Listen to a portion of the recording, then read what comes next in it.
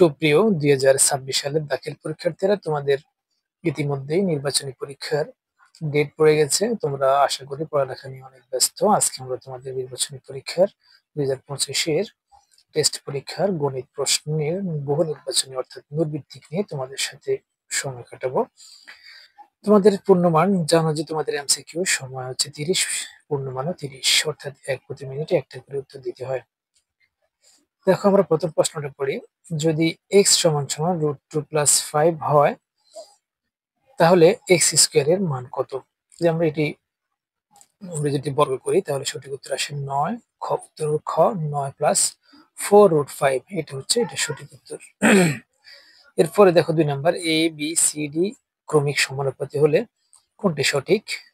a c² = bd, 2 number এত, 3 number এত। এটা যদি আমরা করি তাহলে এটি